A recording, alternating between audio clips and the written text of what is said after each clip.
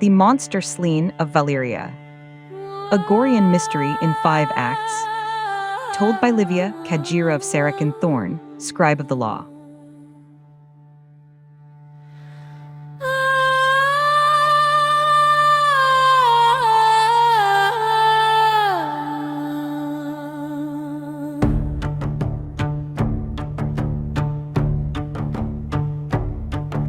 The body lies in the cobblestones, blood still wet, the crowd has grown.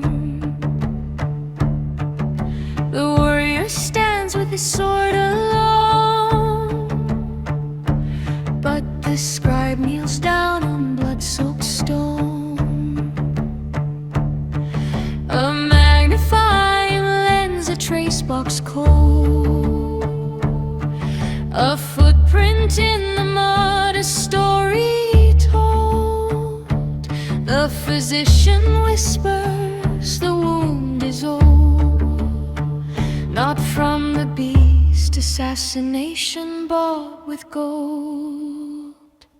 Oh, the yellow eyes in the dark outside, watching the city.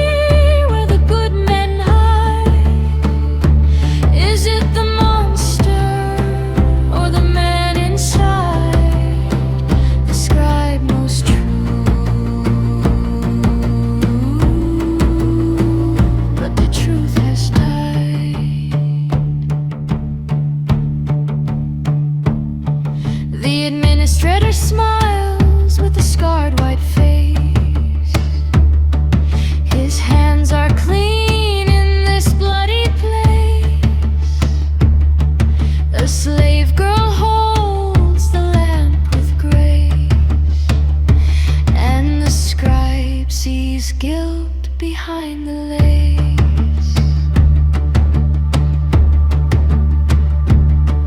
A contract forged, a fever fake,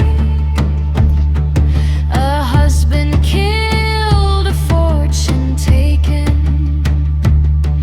The monster Sleen was just awakened to cover sins the man had faked. Oh, the yellow eyes in the dark outside, watching the city where the good men hide. Is it the monster or the man inside? The scribe knows truth, but the truth has died.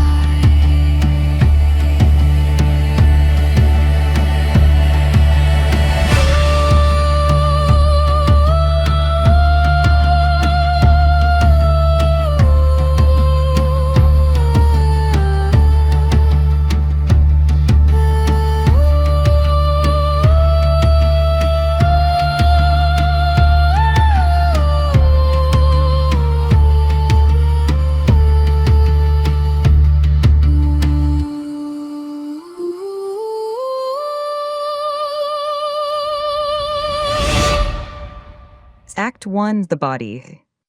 Cold open, a slave speaks. Masters, mistresses, free men and free women, I should not be speaking. I am a slave. I have no caste. I have no voice before free persons, but my master, Sarakan Thorn, scribe of the law, investigator of the blue caste.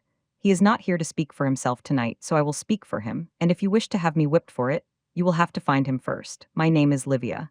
I was his slave before I became his trained assistant too, and I was with him in Valeria. When the monster came, the scene is set. Valeria is a small city. You have never heard of it. It lies between Thentes and the northern forests, on the edge of a swamp called the Clar, which in the old tongue means the swallowing. The city has no towers, no Tarn cavalry, just walls of gray stone, a single tavern, and a fear that lives in the mud. 3 people had died when my master arrived, a herder, a Tarn keeper, a free woman. The free woman was why the Ubar finally sent for help. He did not send for warriors. He sent for my master, because my master is a scribe of the law, a scribe of investigation. He carries a trace box, a magnifying lens, a notebook filled with questions. And he does not believe in curses. I traveled with him as his assistant. I carried his scribe's box. I held the lamp while he sketched the bodies. I saw what he saw, and I remember everything. Arrival. The gates of Valeria closed behind us before the 10th on. I heard the bar fall. Heavy wood, final, my master looked at me. Do not wander, he said, and do not speak unless I tell you. No, I said, I was not new to his service. I knew how to be invisible, how to kneel, how to hold the lamp steady even when my hands shook. But that night, even before I saw the swamp, my hands shook, the air smelled of rot, and something else, something animal, something old. The Ubar met us in the long hall of his keep. His name was Callias. He was not old in the way of earth, no wrinkles, no trembling from years, but his hair was white. His face was scarred from some old battle. And his eyes were empty in a way that had nothing to do with age. He looked like a man who had once been strong and had decided to stop. Your slave stays outside, he said. My master handed me the scribe's box. Wait here, kneel, do not move. I knelt and I listened. Act 2, the swamp. Listening in the shadows. The keep of Valeria is not a palace. It is a stone box with a roof. Every sound echoes. I heard my master's footsteps fade. Then silence, then voices. Callias, you think it is murder, not a monster. My master, I think. Monsters are rarely monsters. That would be too simple. Callias, the people will not believe you. They need the monster. They need to be afraid of something outside the walls. Otherwise, they might look inside. A long pause, then my master, show me the body. More footsteps, a door closing, I remained kneeling.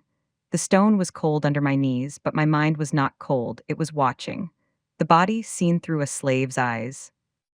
They did not let me see the free woman's body that night, but the next morning, at first light, my master brought me to the eastern wall. The body was gone, but the blood was not. It had soaked into the mud, dark, almost black. Trace it, my master said. He handed me the lamp. I knelt. I held the light at an angle, the way he had taught me. I see footprints, I said. Large, three-toed, a sleen. Good, what else? I moved the lamp. Another set, smaller, human. Where? They overlap. The human prints are on top of the sleen prints, made after. My master nodded, which means... I thought the sleen was here first, then the human, or the sleen died here. No, the prints go both directions. The human came after the attack, my master said. The body was already here. The human was not the victim. I looked up at him. Then the human was the killer. My master did not answer. He opened his trace box. Hold the lamp steady, he said. I need to trace these before the rains come. I held it steady. My hands did not shake, but my heart knew something was wrong, the physician. That same day past midday, my master met with the physician of Valeria, a free woman named Livia, green cast, sharp eyes. Her hands were steady, her hair was dark. I knelt in the corner of her infirmary. The wounds, my master said. The free woman, what killed her? Livia unrolled a sheet of paper, a sketch of the body. Blood loss, throat torn open. By a sleen. The marks are consistent with sleen, teeth, claws. But... Livia hesitated. She looked at me, then back at my master. Your slave. She kneels, she does not speak. Continue. Livia nodded. The woman was dead before the throat was torn. My master set down his stylus. Explain. The blood pattern if the throat is torn while the heart beats? There is spray. I saw no spray. The heart had stopped. The throat was torn after death. I felt my own throat tighten. Someone killed her, my master said, then brought the sleen to cover the evidence. Or the sleen found the body after she was dead, Livia said. But either way, she did not die by the monster. My master looked at me. Livia, the lamp. I rose, I held the lamp. My hands did not shake, but my eyes asked the question he already knew. Who would do such a thing? He did not answer. Not then. Act 3, the hunter. Walking the city. The next day during the morning on, my master walked the city. I followed 3 steps behind, carrying his scribe's box, saying nothing. We asked about Myra, that was the free woman's name. Most people had nothing to say, but one woman, a neighbor, spoke quietly, looking over her shoulder at the keep. Myra was kind, but she saw something. A handful of on before she died. She was walking the wall at the 20th on, and she saw someone coming out of the swamp. Who? My master asked. The woman shook her head. She would not say, but she was afraid. She told me, "If I die, look to the east gate." The east gate, where we had traced the footprints. My master thanked her. We walked to the east gate, the guard. The guard was a man named Tullus, missing his left arm at the elbow. A scar ran from his temple to his jaw. "Did you see anything the night Myra died?" My master asked. Tullus looked at me, then back at my master. The slave will not speak, answer. Tullus nodded slowly.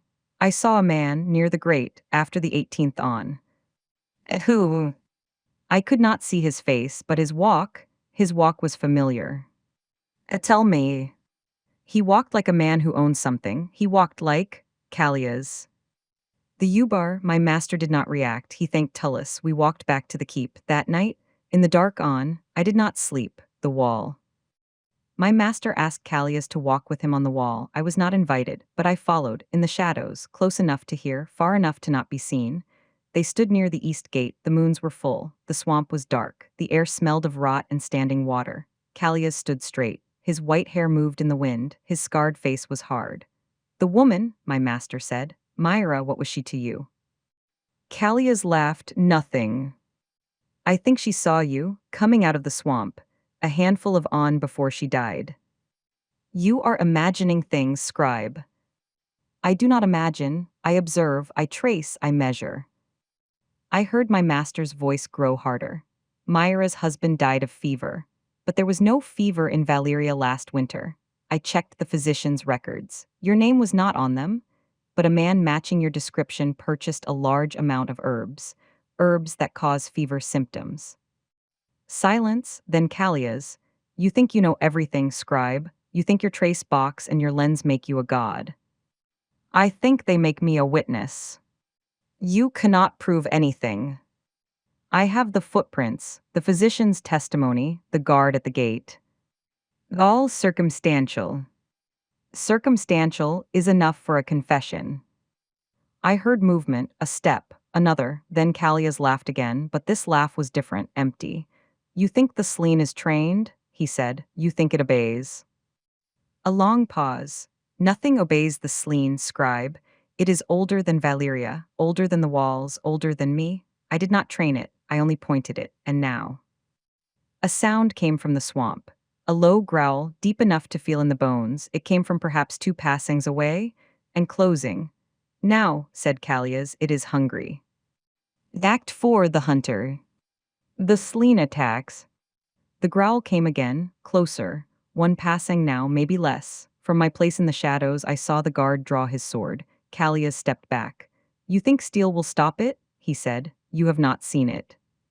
"Not truly."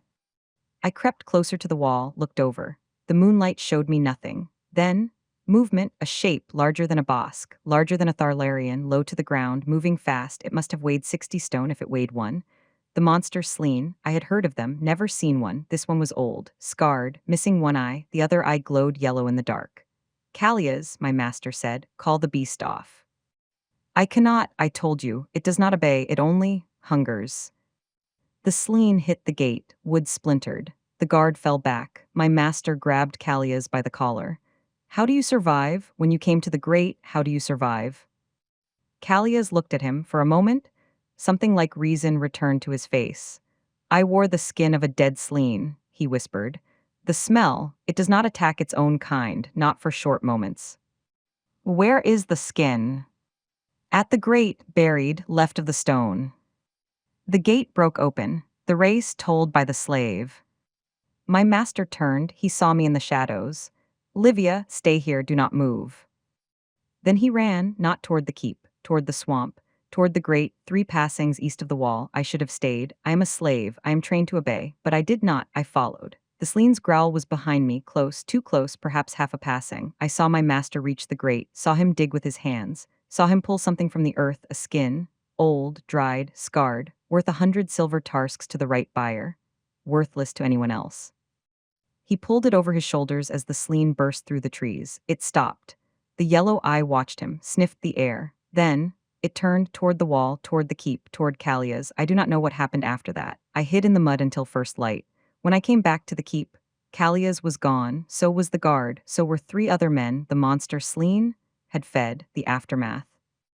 The next day at the 8th on, the people of Valeria gathered in the square. My master spoke. He told them what he had found, the murder of Myra's husband, the cover-up. The Monster Sleen fed at the grate. They did not cheer, they did not weep. They simply listened, then they took torches, and they walked to the swamp. My master did not go with them. He packed his trace box, his notebooks, his scribe's box. I packed the lamp. We walked out the north gate, alone. Behind us, I heard the sound of wood being barred, not to keep anything out, to keep the memory in. Act 5, Confession. The slave's truth. Masters, mistresses, free men and free women, Kajara and Kajarii, you may wonder why I am telling you this story. My master did not ask me to. He does not even know I am speaking, but I have been a slave for 7 years. I have knelt in the dust. I have held lamps for 100 crime scenes. I have seen what men do to each other when they think no one is watching. And I have learned something. The Monster Sleen of Valeria was real. But it was not the evil. The evil was a man named Callias, who wore the face of a Ubar, whose white hair and scars spoke of battles long past, who should have been a warrior, but became something else. My master found the truth. He brought it to the light, and then he left, because that is what scribes do. They find the truth, they write it down. Then they move to the next mystery. But I am not a scribe, I am a slave. I have no notebook, no trace box, no cast. I have only my voice. The memory of a yellow eye in the dark, so I speak, not to be free, not to be believed, not to be thanked. I speak because someone must. The circle is yours. And Callias, no one found his body. Sometimes, in the dark on, when I kneel by the window of my master's house, I think I see a figure standing at the edge of the light, white hair, scarred face, empty eyes, watching, waiting, hungry. I close the shutters quickly. And I do not tell my master because some truths, even scribes, do not need to know.